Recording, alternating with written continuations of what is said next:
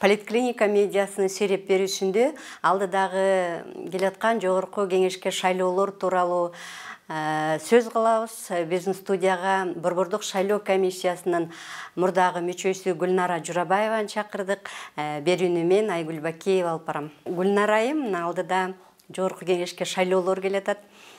Бул шайлоо мурдагыдан өзгөчөлүү болуп аралаш системасы менен өткөн турат. Ушул аралаш системасы жол-жобосун айта кетсеңиз. Рахмат, ушул студияңызга чакырганга. Ал абдан маанилүү. Келе жаткан шайлоо кайсы эреже менен боло турганын элдерге түшүндүрүп бериш керек да. Азыркы система, смешанный система дейт. Ал эме шайлоочулар шайлоо күнү участкага келгенде ар бир шайлоочу 2 бюллетень алат. Бир бюллетень бир мандаттуу деп айтылат. Биздин республикабыз боюнча 36 бир мандаттуу округтар түзүлгөн. Ошол ар бир округда өзүнүн тизмелери болот да, кандидаттын тизмелери. И бир мандаттуу округтан ошол кандидаттарга бир эле галочканы коет квадратикке. И ошол менен добуш берет. Көп деле сложность бербейт, кыйынчылык болбойт да, түшүнүктүү болот да. Биздин округда ошонча кандидаттар бар, ошол кандидаттарга добуштарды беребиз. Бирок экинчи бюллетенде партиялар болот. Партиялардын тизмеси болот. Ошого добуш бериш керек болот. Же партияга, же бардыгына каршы деп, партиялардын бардыгына каршы деген квадратик дагы болот. И дальше ошондон кийин 54 мандат көрсөтүлгөн да, 54 эмнелер, квадратиктер болот. Жок, партиянын тизмелери. И ошону абдан биздин шайлоочулар түшүнүш керек да. Кээ бир партиялардын ичинен тизмеге атайын ошол кандидаттарга добушун бергиси келсе, ошондо ошол кандидаттын номерин билиш керек да. Ал жерде ачык талапкерлердин тизмеси жок, ошол эле квадрат эле турат, Квадрат турат бюллетенде, бирок теги кабинкага киргенде ар бир партиянын тизмеси болот. Анан ар бир кандидаттын номери болот да. Ошол вдруг билбесе же унутуп калса, ошол жерден карап чыкса болот да, бирок ал убакыт кетет. Ошон үчүн азыр биринчиден абдан маанилүү да ошону түшүндүргөнгө, а экинчиден азыр эмне башталбайбы 29 октябрден үгүт. Ошол кандидаттар үгүт баштап өзүнүн номерлерин көрсөтө баштайт да. Бир мандаттуу округтан арыз бергендердин саны 400гө жакындаптыр. Ушунчалык мындай көп талапкер болушуна бир мандаттуу округтан эмне себепкер болуп атат? Мен точно билбейм да, бирок өзүмдүн оюм бар. Биринчиден биз мурунан айтып жүргөнбүз, шайлоого биринчиден кимдер аттанат? Олигарх деп айтабыз да. Азыр болсо ошол олигархтар бардыгы, кичинекей байлыгы бар болсо деле, ошол одномандаттуу округтар менен кетти да. Бир мандаттуу округтар менен кетти. Экинчиден дагы бир категория деп кандидаттарды айтса болот. Ал кичинекей өзүнүн политический капитал, политический вес деген колдоочулары көбүрөөк болсо, ошолордо байлыктары жок болсо деле, бирок ошондой өзүнүн саясий капиталы бар кишилер, алар деле ошол округтан барган. Өкүндүргөн, наверное, что аялдар аз. 31 аял көрсөтүлгөн экен, өзү чыгып атат экен. Мен ошол аялдарга абдан разы болуп атам да. Ошол жаңагы бир мандаттуу округтан биздин жаңагы олигархтар менен алар, эркектер да в основном. Ошолар менен аттанып, это молодцы да, абдан. Анан эмне үчүн мен аялдарды колдоп атам?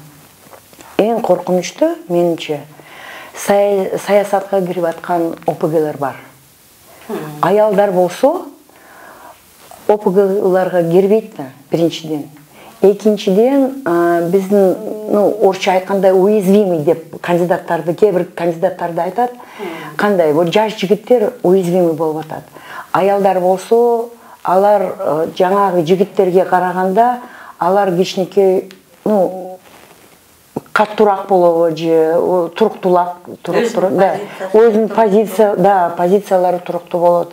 Анан дагы анча коркпойт жаш жигиттерге караганда же вообще эркектерге караганда. Биз билебиз, ОПГ все равно аялдарга ушунча басым кыла албайт да, жигиттерге караганда. Бир мандаттуу округтан ушул тизмелер белгилүү болуп калды, Сиздин оюңузча мындай карап чыктыңыз да тизменичи? Жок, мен анча жакшы караган эмесмин, потому что 13 эле октябрда ушул эмнени берген. Аны азыр карап чыгамын. Ошондо эмне үчүн биз дагы анализдейбиз да, кандай, кимге таянса болот, кимди поддержка жасаса болот, кимди наоборот жаңагы сындаса болот. Аны дагы караш керек. Анын дагы репутациясына карап. Аны биз азыр ошол жумуш только башталат. Ошол тизмени караганда, мындай арыз бергендердин тизмесин караганда, ошолордун арасында мурдагы депутаттар көп экен, жана сиз айткандай аялдар азыраак экен, анан белгилүү адамдар дагы көп экен. Анан ошонун ичинде деле жаңы белгисиз адамдар дагы бар экен да. Анан ушулардын арасынан аялдардын шайланып келүү мүмкүнчүлүгү канчалык? Аларга ушул шарт кандай түзүлгөн? Одномандатный менен шарттары азыраак. Алар бизде жок, жалаң эле вот жаңагы аялдардын ичинен жаңагы конкурс болгонго жок да, конкуренция болгондо. Алар эркектер менен конкуренцияга аттанды. Партияларга караганда, партияларда болсо жаңагы добуш бергенде, анан натыйжасын эмне подводить эткенде результат итогтордун. Ошондо биринчиден 30% аялдарга берилет да, ошону карайт. Анан уже башкаларга. Биякта одномандатныйдан андай жок.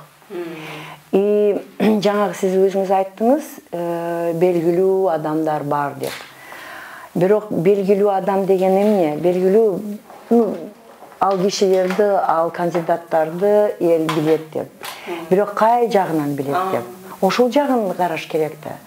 Кээ-бир биз көрүп атабыз, мен жаңагы БШКга дагы иштегенде, мүчө болгондо эң өкүнүчтүү нерсе да, биздин көп шайлоочулар шайлоого барбайт. 50-60% барбайт. Ошолор барбаган үчүн ошондой натыйжа болуп атат. Алар болсо жок, биз бардыгына каршы болсок деле эмне үчүн барбайт? Барыш керек да. Анан вот одномандатный округтан тарихта болгон бир эмне. Жаңагы, по-моему, ал Кочкордо болгон. Бардыгына каршы болуп, шайлоо болбой калган. Вот одномандатный округтан ошондой эмне кылса болот да, кандидаттар жакпаса. Аны караш керек. Жалаң эле репутациясы төмөн болсо, жакшы иштери болбосо, анан жаңагы ОПГ менен байланыштары болсо, каршы болгон эл барып, жок дегенде барып каршыбыз деп өзүнүн эмнеси пикирин койсо болот да, жаңагы бюллетенге. Ошо менен. Ошо партиялык тизме менен азыр 23 партия, 75 партия арыз бериптир. Анын ичинен 23 партия өзүнүн тизмесин бериптир. Анан сиз өткөндө дагы мурда борборлук шайлоо комиссиясынын мүчөсү элеңиз, өткөн парламенттик шайлоодо анын жыйынтыгы жокко чыгарылды. Анан ушул эңки шайлоодо ошондой окуя кайталанбас үчүн эмне кылыш керек? Азыр деле карап жана тизмелерди карап отурсак, ошондогу ошол окуяларга себепчи болгон партиялар башка ат менен башка партияларга кошулуп кайрадан коюп атыптыр. Ошон үчүн ошол окуялар кайталанбас үчүн эмнелерди кылыш керек? Мен азыр айтат элем, биринчи жоопкерчилик бийликте. Бийликтин милициялары бар, жаңагы ГКНБ бар да, алар деле чара көрүш керек, жаңагы подкуп болуп атса. Өткөн жылы подкуп, админ ресурс жайнап кеткен да. Анан биз БШКда ошону КГОР, координационный группа оперативного реагирования деген бар, ошол жерде чырылдап эле жүргөнбүз, айтканбыз. Эмне үчүн чара көрүлбөйт деп ошолорго фактылар болгон да. Бирок биздин, менин коллегаларым ошолорду расследование менен милиция кылат да. А милиция бизге эмне берген жок. Менин позициям бирок кичинекей башкача болчу да. Видеону көрдүкпү? Өзүбүз ошол тизмеден чыгарып укугубуз бар да. Дароо чыгарып салганда. Давайте чыгарып салабыз деп ошондой пикирлерин айтканбыз. Бирок ошондо менин коллегаларым жок, милиция дагы ошону бизге берсин, жок дегенде жаңагы досудебный производство дейт, ошону баштасын, бизге маалымат бергенден кийин ошолорду чыгарып салабыз деп. Же партияны чыгарып салыш керек, же кандидаттарды чыгарып салыш керек. Ошол биринчи себеп болду. Экинчи себеп, анан дагы форма 2 болбоду беле. Жайнап кеткен. Ошол форма 2 менен келгенде эмне ал? Же подкуп, же админ ресурс. Же жаңагылар бардыгын бир участоктордун башка участокко ташып, анан ошолорго же акча берип, же өзлөрү вот эмне админ ресурс колдонуп, жаңагы Таласка жөнөттү, же дагы бир башка райондорго жөнөттү. Андай болбош үчүн анын бардыгын көрдү да эл. Ошондуктан макул болгон жок. Дагы бир нерсени мен азыр шайлоочуларга айтып көрө өтүрүм, дагы партияларга. Эң, орусча айткандай, свободный выборы болуш керек. Эркин тандоо, да. Анын бир принциптери, эркин тандоонун принциптери, это тайна голосования. Вот ошол тайна голосования бузулса, добуш берүүнүн купуялыгы. Купуялыгы, да, купуялыгы, кээ бир участоктарда биз көргөнбүз. Ошол эмнелерди көрсөтүп атканын, жаңагы бюллетендерди. Ошол участоктарда натыйжасын жокко чыгарыш керектир, итогторун. Эмне үчүн? Бул көрсөтүп атат да. Өзүнө керектүү кандидатты көрсөтүп коет, Да, значит, подкуп болгондо. Же админ ресурс. Мен вот ушул сизлерге добуш бергенди көрсөтүп атабыз. Значит, аны чыгарыш керек. Итогторун жокко. Недействительный кылыш керек да ошол итогторду. Потому что ал эркин шайлоо болбой калды ошол участокто. Ошондой участоктарды, кээ бир участоктарды, же кээ бир партияларды, дагы ошонун бир эмнеси азыр мыйзамга кирди да. Кээ бир партиялар подкуп жасап атса, алардын өкүлдөрү, алардын кандидаттары ошол партияны регистрациядан отмена кылыш керек. И жаңагы, ошол кезде, ошол жаңагы шайлоо күнү алар деле подкуп жасап атпайбы? И ошол участок, ошолор партиянын добуштарга берген, жаңагы шайлоочулардын добушун, алардын дагы азыр мыйзам боюнча жокко чыгарса болот да. И анда башкача шайлоонун бардыгын общий негизи башка, общий натыйжасы башкача болот. Деги эле ошол жана добуш сатып алууну болтурбоо үчүн ошо кандай чараларды көрүш керек? Кандидаттарды чыгарып коюш керек да. Бирок ошол маалыматтарды шайлоочулар, кандидаттар, башка партиялар көрсөтүш керек да. Берип туруш керек. Берип туруш керек, да. Да. Но не так, что вот азыр жазып коет да, вот ошол партия или ошол кандидат подкуп жасап атат. Ал деле кичинекей негизи болуш керек да. БШК андай чечим ала албайт, негизи жок болсо. Ал доказательствосы болуш керек. Ал доказательствосы жок болсо, кантип БШК андай чечим алат? Ар бир жерде жазуу түрүндө ошондой даттануусу болуш керек. Да, азыр болсо даттануу деген очень легко да. Жеңил. Сайт бар, БШКнын сайты бар, ошол жерде почтасы бар. Почтага арыз жазып, анан дагы тиркелеп видеону. И БШК карайт, чара көрөт онда. Мыйзам бузуунун баарын ошол жака жөнөтүп сайтка салып туруш керек. Салып туруш керек, анан дагы БШК өзү дагы өзүнүн сайтына ошол арызды көрсөтөт. Азыр деле реестр жалоб деген бир вкладка бар сайтта. И ошол реестр жалобка кирсе, уже көрсө болот да. Интересно, өткөн жылы шайлоо болгондо и президентский шайлоо болгондо, жаңагы местный кеңешке шайлоо, жергиликтүү кеңешке шайлоо болгондо уже көп болчу арыздар. Азыр мен карасам аз эле. Вот пока что аз. Же агитационный кампания башталганда ошол кезде башталабы. Же регистрация азыр еще бүтө элек да. Регистрация бүткөндөн кийин жаңа кандидаттардын регистрациясы, партиялардын тизмесинин регистрация эмне болуп калганда ошондо башталабы, билбейм. Азыр ошону күтүп турабыз. Өткөн шайлоодо мына жокко чыгарылганы жана форма 2 дагы негизги себепчи болду да. Азыр андай форма 2 жок да. Жок. Азыр дагы кээ бир адамдар көчүп турат да. Жаңагы ошол одномандатный тизмеге киргенге 90 күн мурун кириш керек жаңагы пропискага.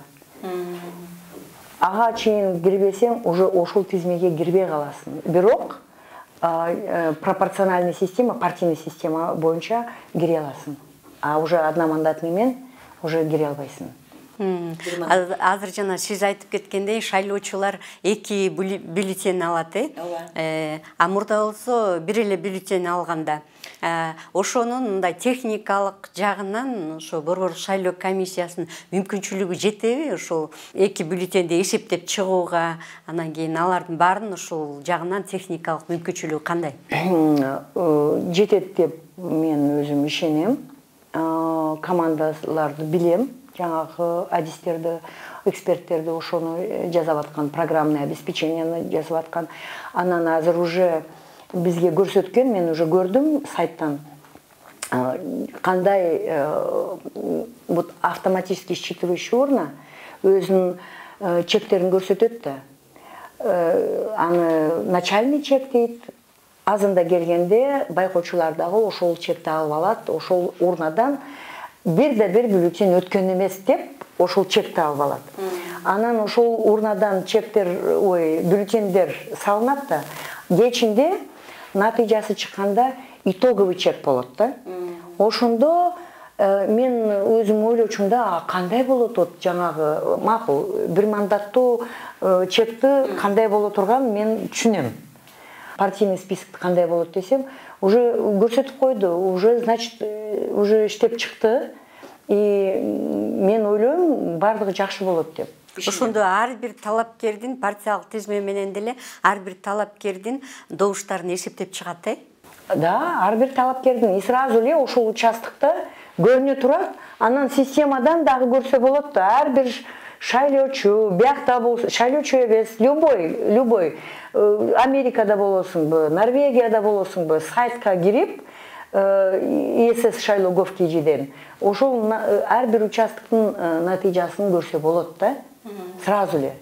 Мурда автоматтык урна менен кол менен санаганда да ортосунан айырмачылыктар чыгып калды да. Азыр эле чыгып алчу. Азыр эле. Эмне үчүн? Вот кээ бир бюллетендер салынганда урнада эле түшүнбөйт да. Ну, балким типография жакта да кичинекей точка болуп калды. И ошондо урна ошол точкага реакция жасап, анан дагы бир галочкага жасап, недействительный бюллетень деп эсептеген да. Бирок ошол атайын отсек бар урнада. Недействительный бюллетендерге ошону чыгарганда участковый шайлоо комиссиянын мүчөлөрү карайт да ошол недействительный бюллетендерди. Анан жок, бул көрүнө турган нерсе да ошол бюллетенде ошол кандидат, ошол партияга добушун бергенин, эмне добуш менен алар деле добушун берет.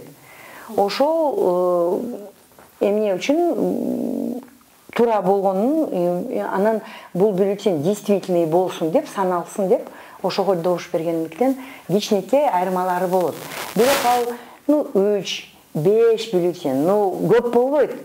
Ошондуктан азыр бюллетендер биздин программа, биздин деп коем, уже БШКнын, значит, программный обеспечением контролдоп турат, а жанагы автоматически считывающий урнанын натыйжасы колунан санаганы аларды контролдоп турат. Взаимный контроль болуп атпайбы? Анан дагы идентификациядан өткөндө шайлоочулар, анан дагы итоговый чеги болот. Ошол жерден 1000 шайлоочулар идентификациядан өтсө, урнадан ошондой 1000ден ашык бюллетень чыкпаш керек. 1, 2, 3, 4 бюллетень жетпесе болот. Ал действительный болот. Ашык чыкса уже недействительный болот, потому что это вброс болот да. Могу шайлоочулардын тизмеси боюнча, ушул шайлоочулардын тизмеси канчалык так? 15-жылы биз баштап атканда, вот ошол биринчи жолу өттүк да, жанагы шайлоонун тизмелери ЕГРН негизинде болсун деп. Эмне үчүн? Единый реестр населения деген, ал болсо ГРСтин жалпы жарандардын реестри да. Ал кантип түзүлөт? Паспорттарды бергенде, анан ЗАГСта кичинекей бала төрөлгөндө ЗАГСка барат да, койдурат. Анан жанагы ошол реестрге дагы жарандар, гражданство алгандар жарандар кириш керек. Анан башка жарандарды алып атса ошол жерден дагы чыгыш керек. Анан 18 жашка келгендер деле шайлоочулар болот да, алар бизге ошол маалыматты бериш керек.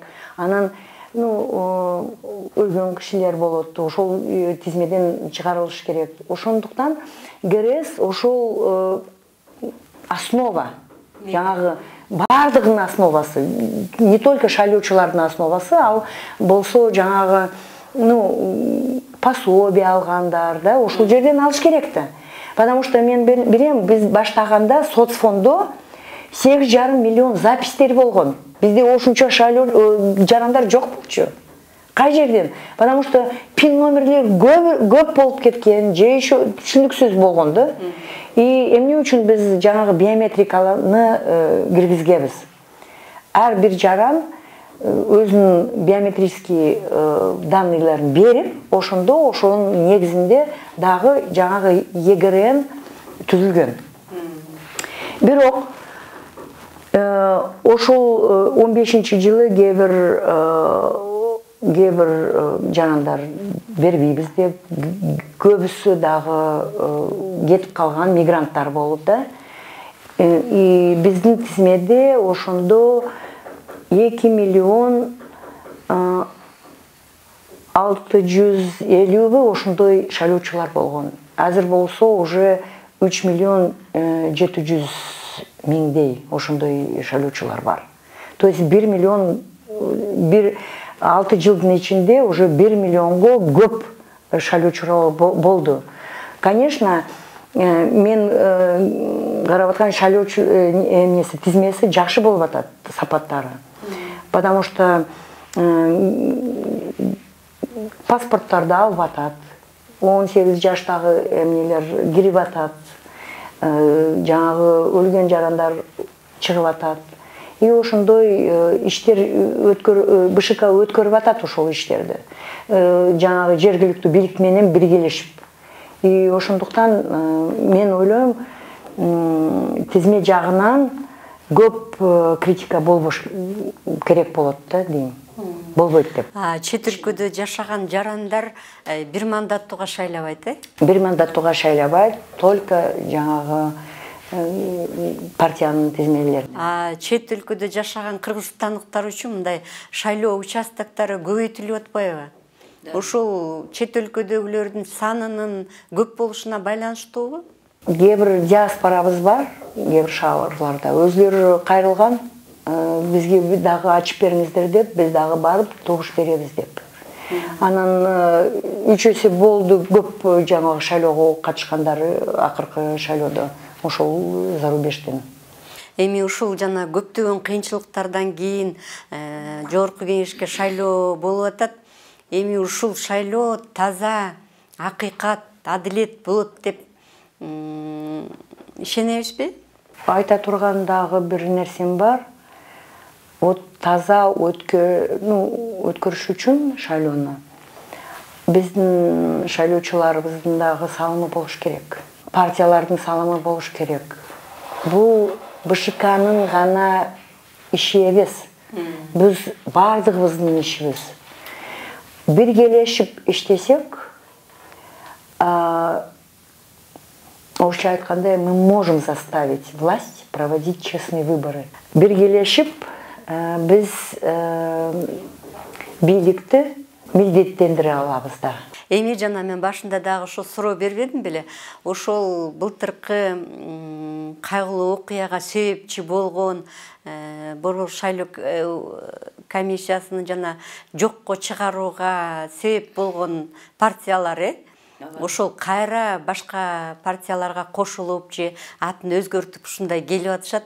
Эми ошолорду эмес, мындай адилет, акыйкат болгондорду, таза адамдарды, таза партияларды, ошондой эл үчүн иштегендерди шайлап келүүгө мындай канчалык мүмкүнчүлүк бар?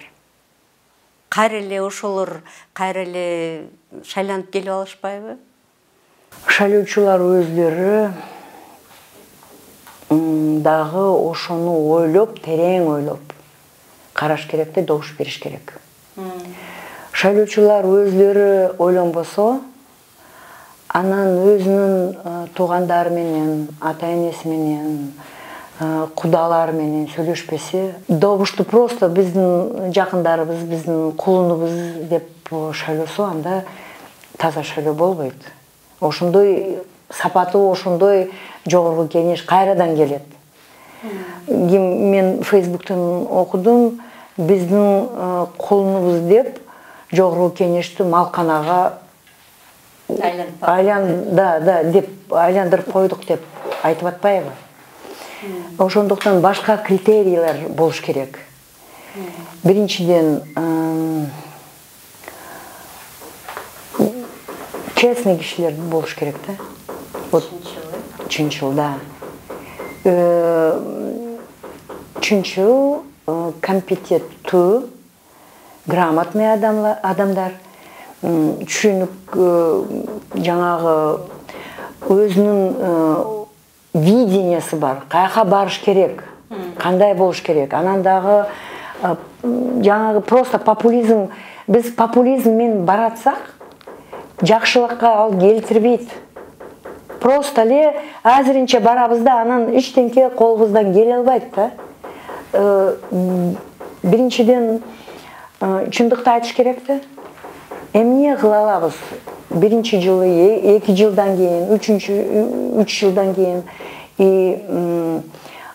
жаңагы шайлоочулар дебаттарды караш керек. Репутацияларды караш керек. Анан менимче бизди эмне үчүн биз алсыреп атабыз?